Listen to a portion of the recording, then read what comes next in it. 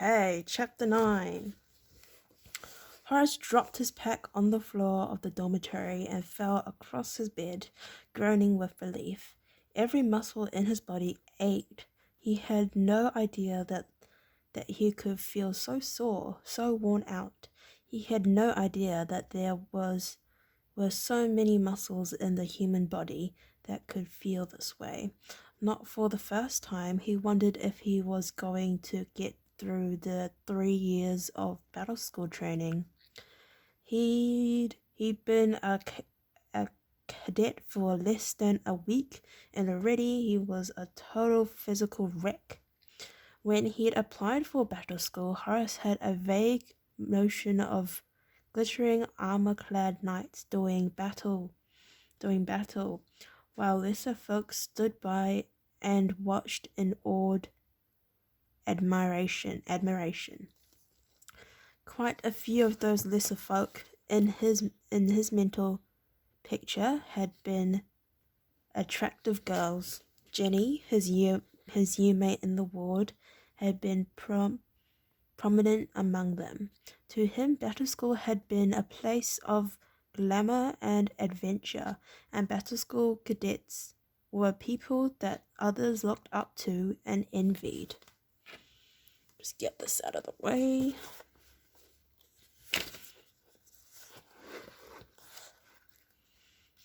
The reality was something else. So far, battle school cadets were people who rose before the dawn and spent the hour before breakfast doing a severe course of physical training, lifting weights,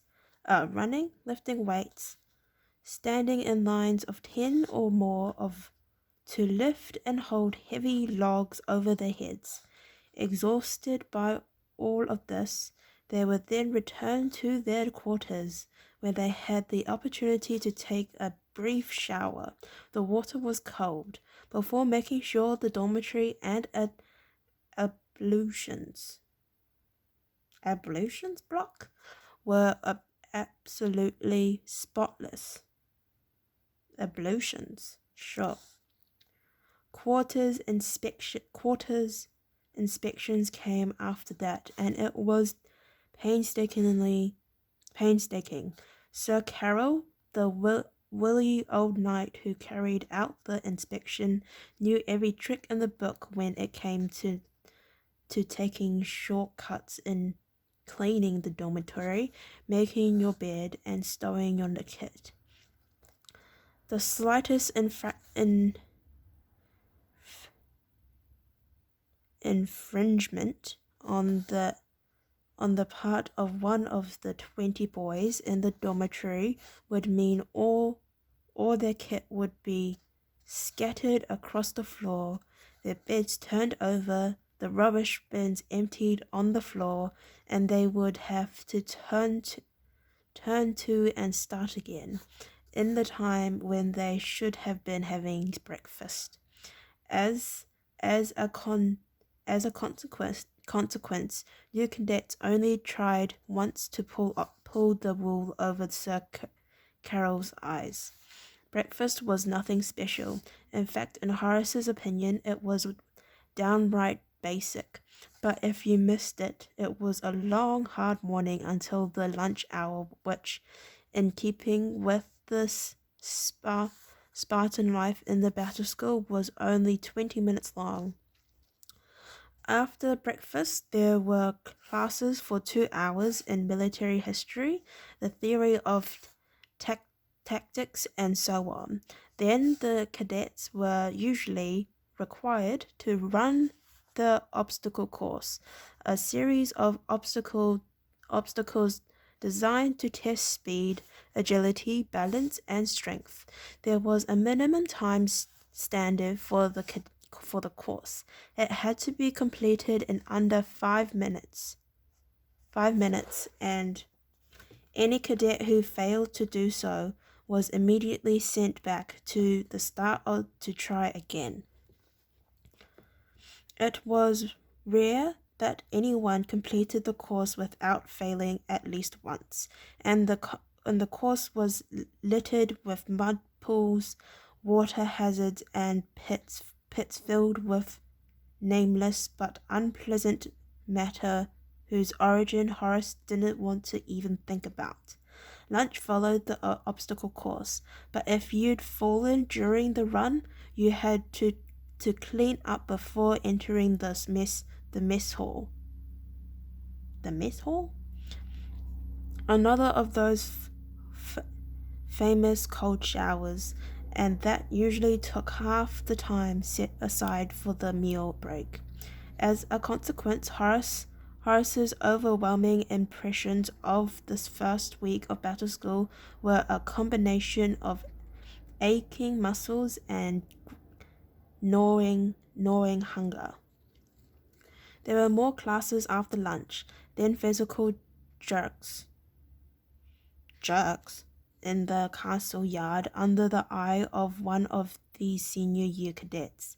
Then the class would form up and perform close order drill until the end of the school day, when they would have 2 hours to themselves to clean and repair gear and prepare lessons for the following day's classes, unless of course someone had transgressed during the course of the day, or in some way caused displeasure to one of their instructors or observers, in which case they would all be invited to load their packs with rocks and set out on a 12-kilometer run along a course mapped out through the surrounding countryside.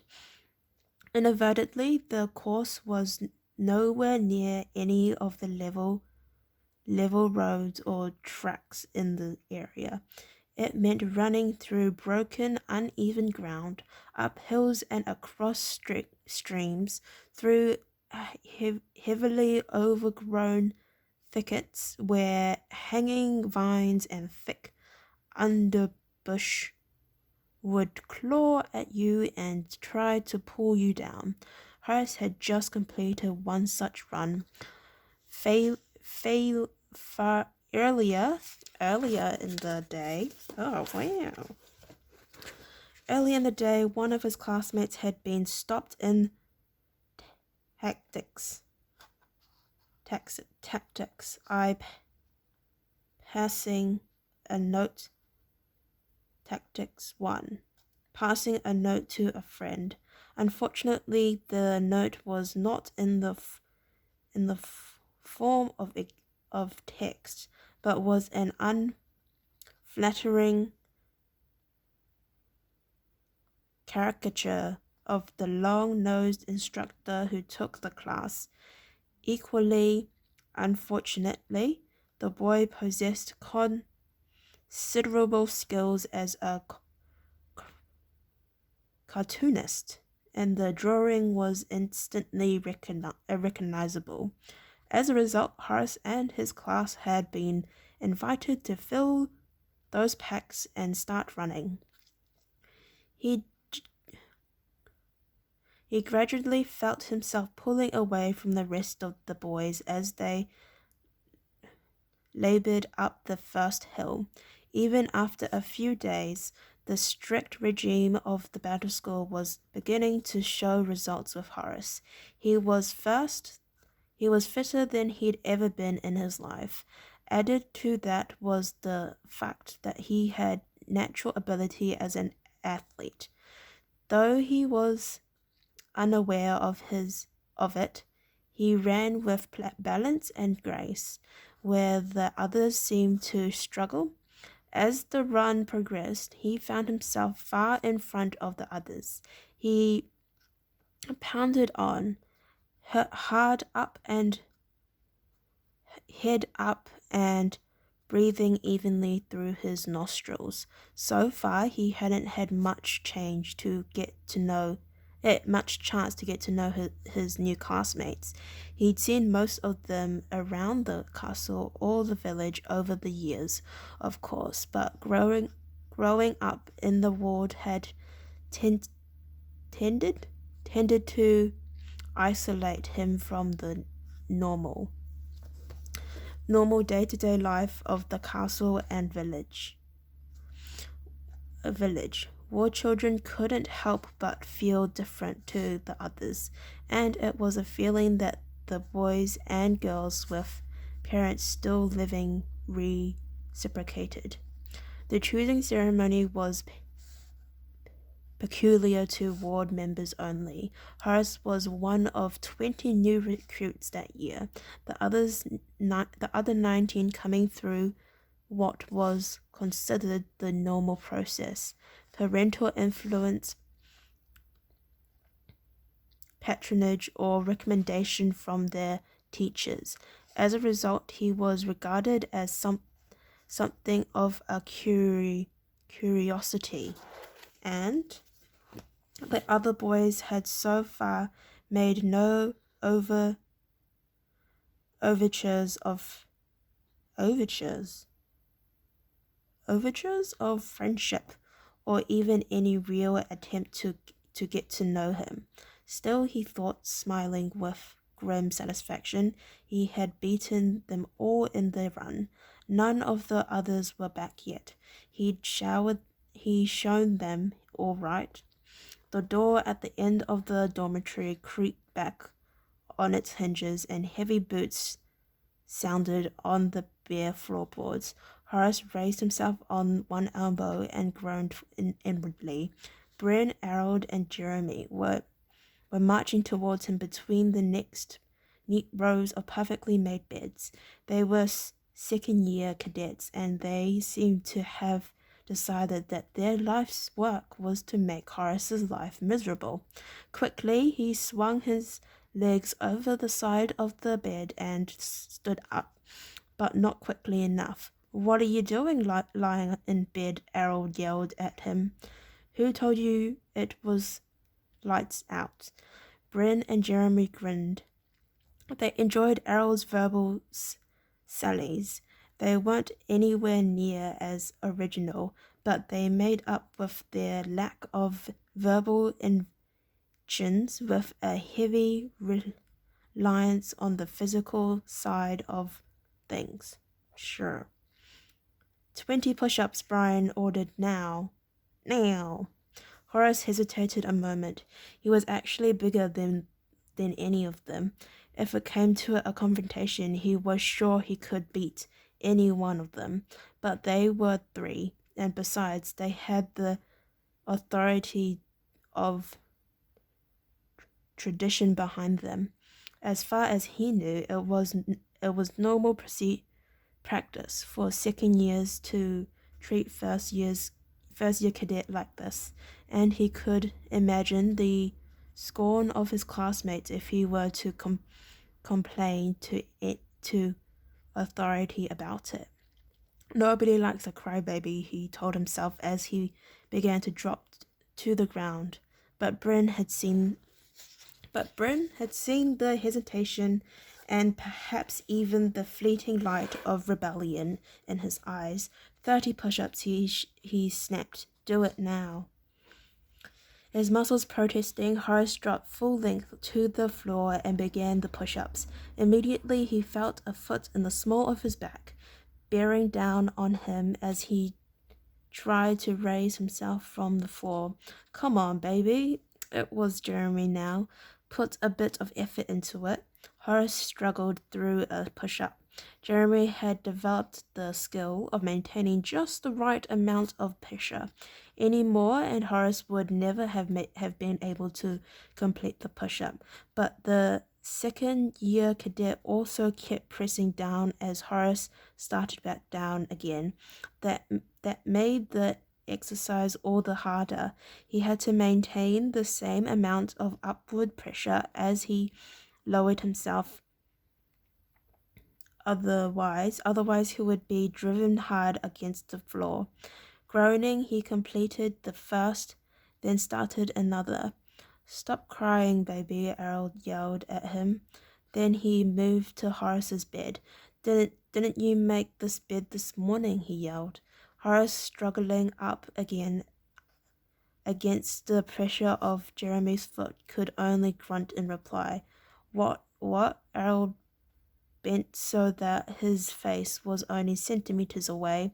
What's that? Speak up. Yes, sir. Horace managed to whisper. Elder shook his head in an exaggerated move. No, sir, I think, he said, standing upright again. Look at this bed. It's a pigsty. Naturally, the covers were a little rumpled where Horace had dropped across the bed, but it would have taken only a second or two to straighten them. Grinning, but Bryn cottoned on Errol's plan. Cottoned on Errol's plan, sure. He stepped forward and kicked the bed over on its side, spilling mattress, blankets, and pillows onto the floor. Errol joined in, kicking the blankets across the room. Make the bed again, he yelled. Then a light gleamed in his eyes, and he turned to the next bed in line, kicking it over as well, scattering the bedcloths and mattresses as he'd done to Horace's. Make them all again, he yelled. Delighted with his idea, Bryn joined him, grinning widely as they tumbled the 20 beds, scattering blankets, pillows, and mattresses around the room. Horace, struggling still through the 30 push-ups, gritted his teeth. Perspiration ran into his eyes, stinging them and blurring his vision. Crying, are you? He heard Jeremy yell. Go home and cry to Mummy then.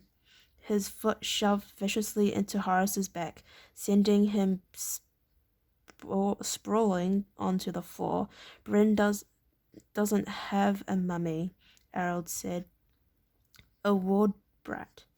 Mummy ran off with a river boar. Sailor. Jeremy bent down to him again. Is that right? He hissed. The mummy run away and leave you. My mother is dead, Horace grated at them angrily. He began to rise, but Jeremy's foot was on the back of his neck. Thrusting his face against the hardwood, Horace gave up the attempt. Very sad, Errol said, and the other two laughed. Now clean this mess up, or we'll have you run the course again. Horace lay exhausted as the other boys laughed. Swaggered out of the room, tipping footlockers over as they went, spilling his roommate's belongings onto the floor. He closed his eyes as salt perspiration stung its way into them again. I hate this place, he said, his voice muffled by the rough planks of the floor. Wow, okay, I can't tell how many times I've read this section because I kind of like the bullying, not gonna lie. Well, thank you for listening up to this point. Next time we're gonna do chapter 10. Woo!